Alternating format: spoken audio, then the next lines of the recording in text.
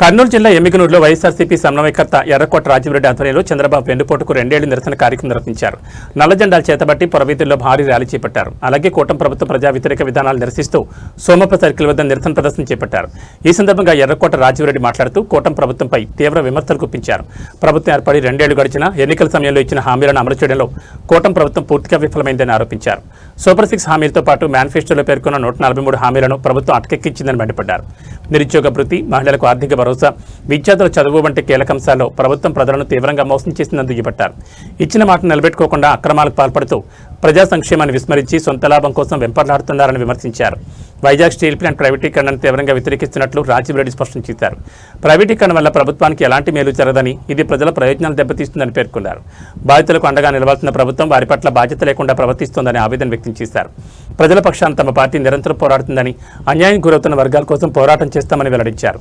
ప్రభుత్వం ఇచ్చిన హామీలను నెరవేర్చే వరకు పోరాటాలు, నిరసనలు ఆపేది లేదని రాజీవరెడ్డి స్పష్టం చేశారు.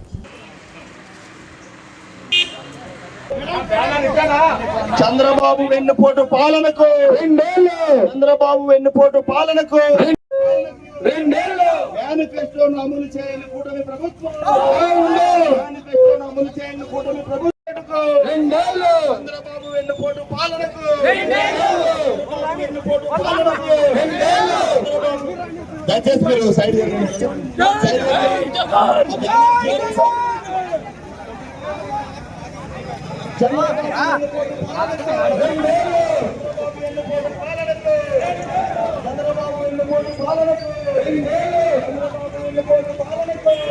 దయచేసి ముందు ఉన్న వాళ్ళు వెనక వెళ్ళవలసిందిగా కోరుతున్నాం.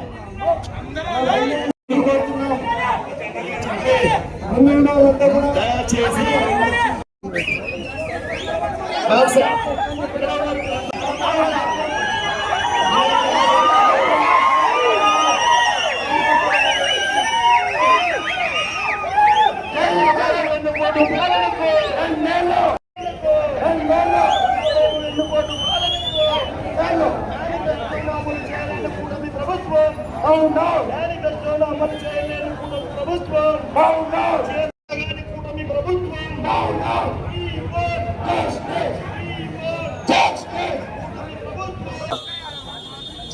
వైఎస్ జగన్మోహన్ రెడ్డి అన్న ఆదేశాల మేరకు మొత్తం 175 నియోజకవర్గాలు 2 ఏళ్ల వెన్నుపోటు 2 ఏళ్ల వెన్నుపోటు మీద ర్యాలీ చేయడం జరిగింది.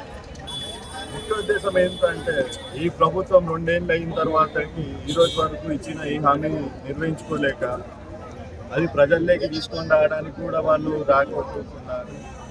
చేయాల్సిన అక్రమాలని చేసుకుంటూ సొంతంగా స్వతహాగా వాళ్ళు పార్టీ నాయకులు లాభపడుతున్నారు. కానీ ప్రజల్ని ఏవైతే మేనిఫెస్టో ఇచ్చినారో దాంట్లో ప్రజలకి ఇచ్చేసి ₹1 కూడా ఇవ్వకోకుండా పేదలకి మద్దతు చేస్తా అని రైతుల్ని మోసం చేసుకుంటా, చదువుకుంటున్న పిల్లలకి ఆదుకుంటాము, ఉద్యోగాలు ఇప్పిస్తామని చెప్పి వాళ్ళకి మోసం చేసి, పిల్లల చదువు విషయంలో కూడా పిల్లలకి మా ప్రభుత్వం జగనన్న ప్రభుత్వంలో ఉన్నప్పుడు ప్రతి పేదవాడి ఇంట్లో చదువుకోవాలా, ప్రతి వాళ్ళు డాక్టర్ అయ్యే ఛాన్స్ ఇవ్వాల.